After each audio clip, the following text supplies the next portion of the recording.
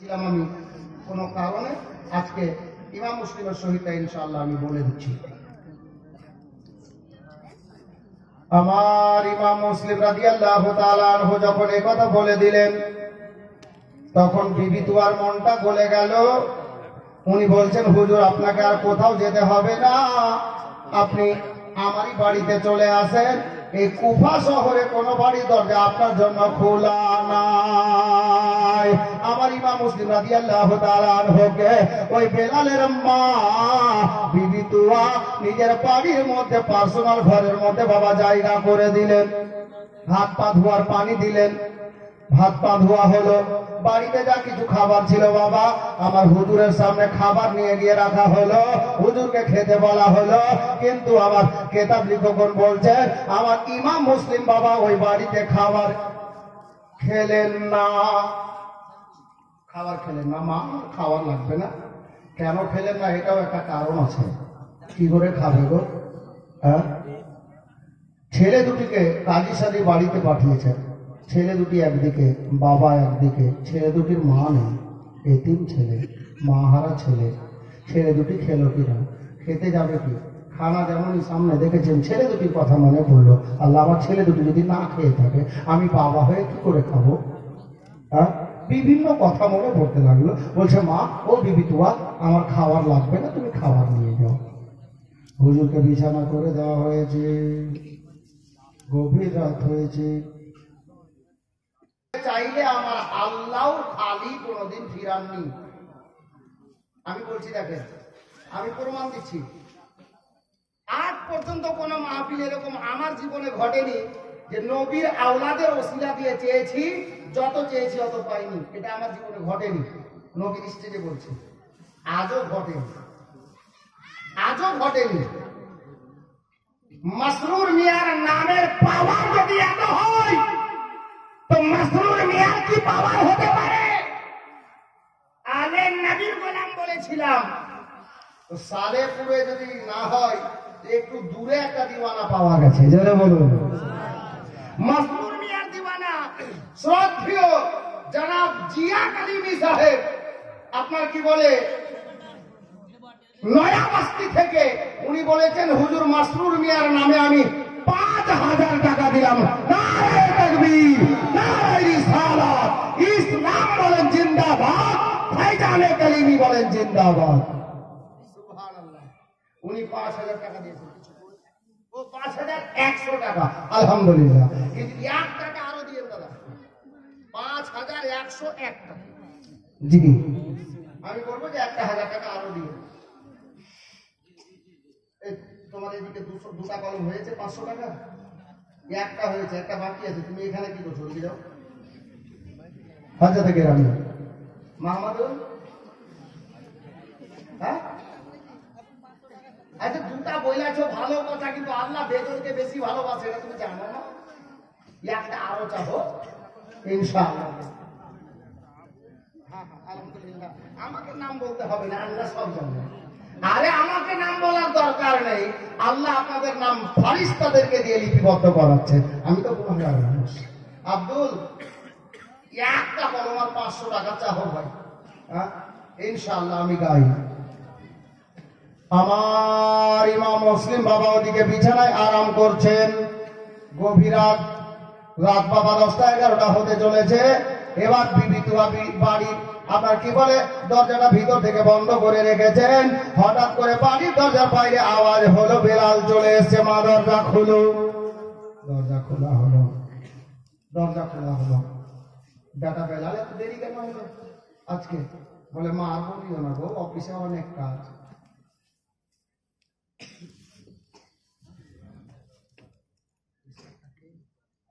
আচ্ছা আচ্ছা, বললো বাবা এত দেরি কেন হলো বেলাল? বলে, মা অফিসে কাজ অনেক ছিল যার জন্য দেরি হয়ে গেছে। এখন বাড়ির মধ্যে এসে পা হাত দিয়ে বাবা চারটা খাবার খেয়ে নিয়ে একটাই রুমের মধ্যে মা এক বিছানাতে, ছেলে এক বিছানাতে বাবা আরাম করছেন। একমাত্র ছেলে, আদরের ছেলে। রাতের মধ্যে বিবি তুয়া বারবার উঠে উঠে ১০ মিনিট ২০ মিনিট পরে পরে, আধা ঘন্টা পরে পরে ঘর থেকে বেরিয়ে ওই রুমটার দিকে যাচ্ছেন যেই রুমে আমার ইমাম মুসলিমকে আরাম করতে দিয়েছেন। বেলাল বলছে, মা গো কি ব্যাপার আজকে বারবার আপনি ঘরের বাইরে কি যাচ্ছেন, কারণটা কি? বলে, বেটা কিছু না, ঘুমা। বলে, না মা কিছু তো কারণ আছে। কি একটাই বেটা, আদরের বেটা রে বাবা। বিবি তুয়া বলল, বেটা রে কারণ আছে বটে, তবে তোমাকে বলবো। আমার সঙ্গে ওয়াদা করো বেটা যে আমি ওই কথা তোমাকে বলবো, তুমি যেন কাউকে বলবে না। বলে, ঠিক আছে মা, আমি ওয়াদা করছি কাউকে আমি বলবো না। আমার বাবারা ভাইরা, এখন বিবি তুয়া বাবা ওই কথা বলে দিল যে আমাদের বাড়িতে ইমাম মুসলিমকে আমি জায়গা দিয়েছি, এই খবর কেউ জানে না রে, খবরদার এই খবর তুই কাউকে বলিস না। বেলাল বলছে, মা কসম খোদার বলবো না। মাকে বললো ঠিক আছে। সকাল হলো, যেমনই সকাল হলো, প্রত্যেক দিন ডিউটিতে সরকারি লোক কটায় যায়? 9টা 10টায় যায়। আজকে 7টাতে বেলাল বেরোচ্ছে গোসল করে। বেলালের মা বলছে, হারে বেলাল আজকে ব্যাপার কি? রোজ তো 9টা 10টায় অফিসে যাস, আজকে 7টাতে কেন বেরিয়ে যাচ্ছিস? বলে, মা অফিসে কাজ বেশি আছে যার জন্য। হতে পারে। তো গেট থেকে বেরোনোর সময় বেলালের মা বলছে, বেলাল। হ্যাঁ মা। মনে আছে? মানে ওই যে রাত্রে ওয়াদা করিয়েছে, কাউকে বলিস না ওটা খবর। না মা, আপনার মাথা খারাপ হয়ে যায়, আমি কাউকে বলি? আপনার সঙ্গে ওয়াদা করেছি, বলবো না। হ্যাঁ বেটা যা। এখন বেলাল বাড়ি থেকে বেরিয়ে অফিসে যাচ্ছে গভর্নর হাউসে, ইবনে জিয়াদের দরবারে। আর যেতে যেতে বেশ কিছুটা রাস্তা গেছে, আর ঘোড়া নিয়ে 20-22টা লোক চলে আসছে ইবনে জিয়াদের সৈন্য। বেলাল বলছে, এই ঘোড়া বাহকেরা, তোরা কোথায় যাবি? বলে, কেন? জিজ্ঞেস করছি কোথায় যাবি বলতো। তো বলছে, আমরা যাবো ইমাম মুসলিমকে খোঁজ করতে। তো বেলাল বলছে, ঠিক আছে যা যা যা যা।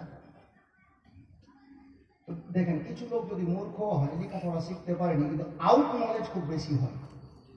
আমি নিজের চোখে দেখেছি, একটা লোক কও লিখতে জানে না, কিন্তু যেটা মাহফিলে জালসা হচ্ছে, এই জায়গাটা ক কাঠা আছে, ও দেখলেও আনুমানিক বলে দেবে এটা 10 কাঠা হবে না 12 কাঠা হবে। আউট নলেজ খুব হয়।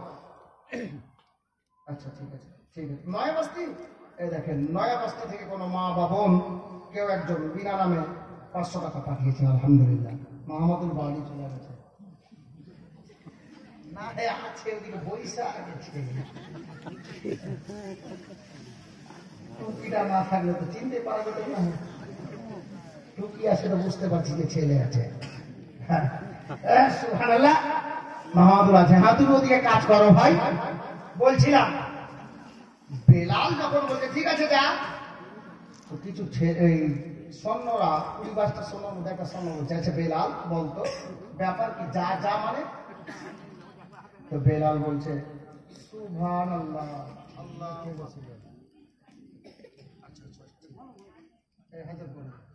দেখেন, আমার চাচা 5,000 টাকা দিতে চেয়েছিলেন না, ক টাকা কম আছে, উনি বললেন যে আমি পরে দিয়ে দিচ্ছি, কালকে দিয়ে দেবো।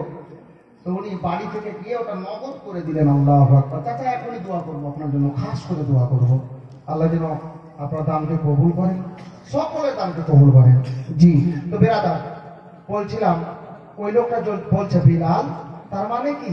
তো বেলাল হাসতে হাসতে বলছে, যা, তোরা যদি খোঁজ করতে করতে জীবনটা শেষ করে দিস, তবুও ইমাম মুসলিমকে খোঁজ করা পাবি না।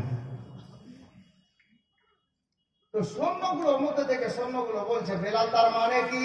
বলে, তার মানে আবার কি হবে? ইমামনগর থেকেও লোক আছে এখানে। বাপরে বাপ, ইমাম সাহেব, ইমামনগরের লোক আছে। আমাদের এলাকাতে কয়েকটা নাম আছে ভাই, মানতে হবে। ইমাম নগর, হ্যাঁ, নবী নগর, আলী নগর, নাম আছে, মানতে হবে। জি। দেখেন, ইমামনগর থেকে গোলাম জিলানি নামে 500 টাকা, সাতঘাড়িয়া থেকে মাহিম কালিমি 500 টাকা, নিয়ামত 500 টাকা। মনে হয়েছে আরো বলবা, তো চুপ হয়ে গেল। আর নাই। সুবহানাল্লাহ। বেলাল, তো বেলাল বলছে, যা, খোঁজ করতে করতে যদি তোদের ছাতু শেষ হয়ে যায় তো পাবি না। তার মানে কি রে? তার মানে তুই জানিস যে মুসলিম কোথায় আছে? বেলাল কইছে, জানি। বল কোথায় আছে? যে জানি কিন্তু কহব না। জানি কিন্তু কহব না। আরে জানি কহব না মানে? বললাম যে জানি কিন্তু বলবো না। বল না। বলে না কেন? বলে জানি কিন্তু বলবো না। তার কারণ হলো এটা যে আমার মা আমাকে বলতে নিষেধ করে আছে। বলেন তো আপনারা, বলতে বাকি রাখলো। আমি জানি কিন্তু বলবো না কেন? তো বলছে আমার মাও আমাকে নিষেধ করে আছে। লোকগুলো বলছে, সৈন্যগুলো বলছে, বেলাল তোর মা তোকে নিষেধ করেছে, তার মানে হলো এটা যে ওই ইমাম মুসলিম তোদেরই বাড়িতে আছে। বলছে হ্যাঁ আছে, কিন্তু কহবো না। বুদ্ধু, এটা পিওর বুদ্ধু, এটা খাঁটি বুদ্ধু, টাটকা বুদ্ধু আছে। বুঝলেন? একে কি বলবেন? তো বুদ্ধু বলবেন না তো কি বলবেন? আমাদেরই বাড়িতে আছে, বলবো না। আমার মাও আমাকে মানা করেছে। ঠিক আছে, বলার বাকি রাখলে।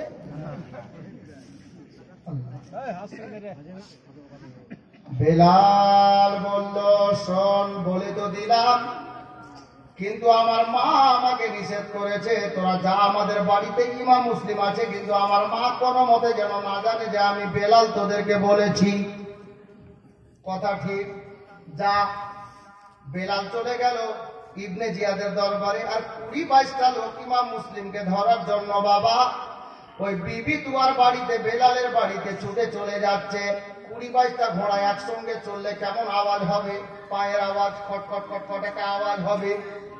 ইমাম মুসলিম বিছানায় মাথা রেখে বাবা জেগে আছেন, ঘুমিয়ে নয় বাবা, চোখটা খোলা আছে, জাগ্রত অবস্থায় আছেন। ইমাম মুসলিমের নিকটে একটা তলোয়ার ছিল বাবা, যেই তলোয়ারের ওজনটা কেতাবে লেখা আছে 3 থেকে 3.5 কেজি ওজন। ওই এত বড় একটা তলোয়ার গো বালিশের নিচে বাবা ভরে মাথার কাছে রেখে ইমাম মুসলিম আরাম করছিলেন। আমার ইমাম মুসলিম রাদিয়াল্লাহু তাআলা আনহু ঘোড়ার পায়ের আওয়াজ শুনছেন, আওয়াজগুলো কাছে চলে আসছে। ইমাম মুসলিম চিন্তা করলেন, আল্লাহ গো, সত্যিকারে যদি আজকে আমাকে এই ইবনে জিয়াদের সৈন্যরা ধরতে আসে, তাহলে আজকে তলোয়ারটা আমি আর বাকি রাখবো না। আজকের এই তলোয়ার খানা আমি কাজে লাগিয়ে দেব। বাবারা ভাইরা, বলতে বলতে ইমাম মুসলিম বিছানায় উঠে বসে গেছেন। এইদিকে 20-22টা সৈন্য চতুর্দিক থেকে এসে আমার ওই আপনার কি বলে বিবি তুয়ার বাড়িটা, বেলালের মায়ের বাড়িটা চতুর্দিক থেকে এসে বাবা ঘিরাও করে দাঁড়িয়ে গেছে। সরকারি লোক বাড়ি দরজা গিয়ে আওয়াজ দিচ্ছে, বেলালের মা দরজা খুলো। দরজা খোলা হলো। বল যা কি 500 টাকা একটা।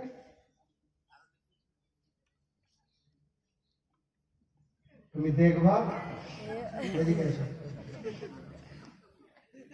এমা 100 টাকা 5 জন বলেন যাও দিবে না। 500 বিড়ির দাম তো না। হ্যাঁ, মাহমুদুলকে বেশি বেশি দিচ্ছে।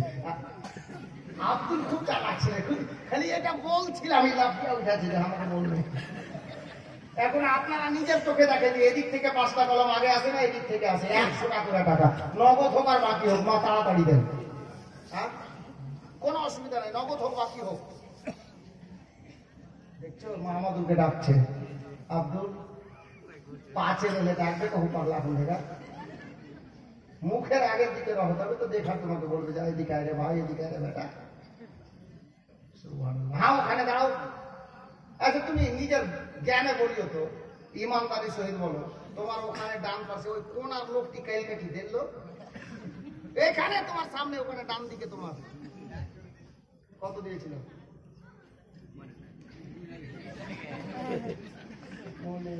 আজকে 100 টাকা চাবো তো ওখানে।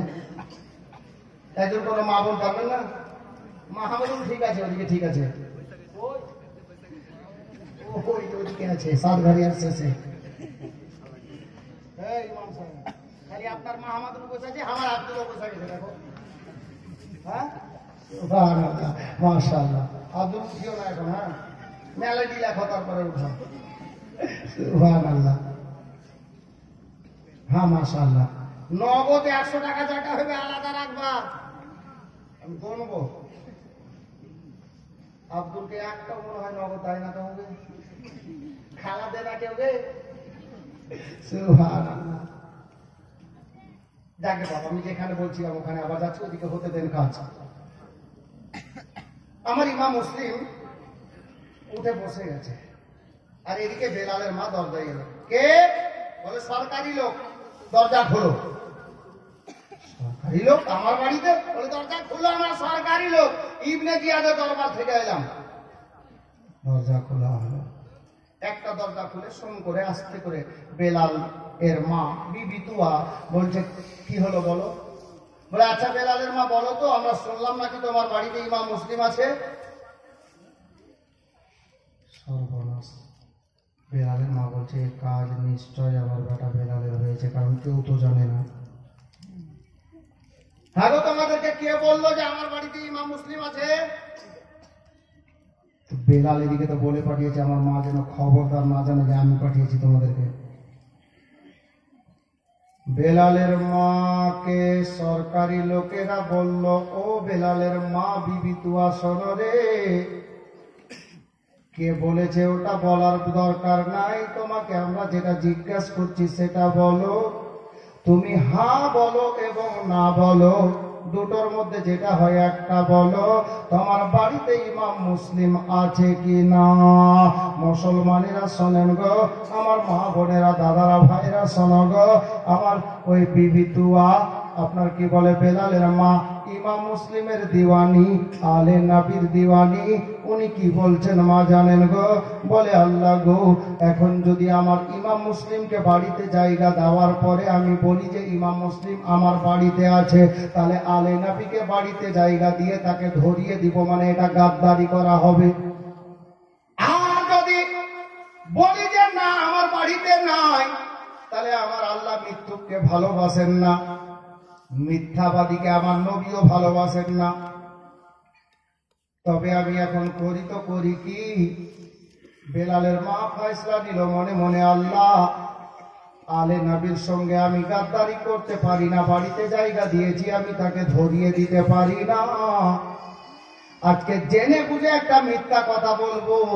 আল্লাহ গো, যদি একটা মিথ্যা কথার বলার পরিবর্তে আপনি আমাকে জাহান্নামের আগুনে হাজার হাজার বৎসর ধরে জাহান্নামের আগুনে পুরান আল্লাহ, তাহলে আমি পুড়তে রাজি আছি, কিন্তু আলে নবীর সঙ্গে গাদ্দারি করতে রাজি নাই।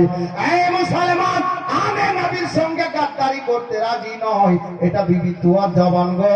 বিবি তুয়া বলছে, খোদা গো, আজকে জেনে বুঝে একটা মিথ্যা কথা বলবো, এতে আপনি যা শাস্তি দেবেন আমি বিবি তুয়া নিজের মাথা নত করে শাস্তি উপভোগ করব।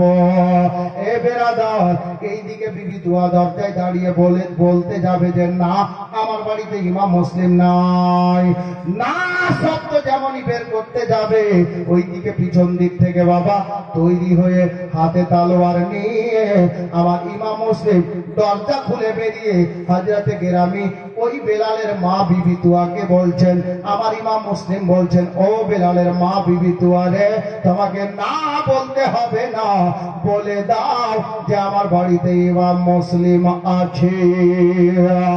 আমার ইমাম মুসলিমকে ওই বিবি তুয়া বলল, হুজুর আমি যে না বলতাম। বলে না বিবি তুয়া, না রে, না বলে তুমি আমাকে বাঁচাতে পারবে না রে। আল্লাহ যাকে রাখবে তাকে কেউ মারতে পারবে না, আর আল্লাহ যাকে বাঁচাবে সারা পৃথিবীর শক্তি তাকে মারতে পারবে না। এ বেরাদার, আমার বাবারা ভাইরা।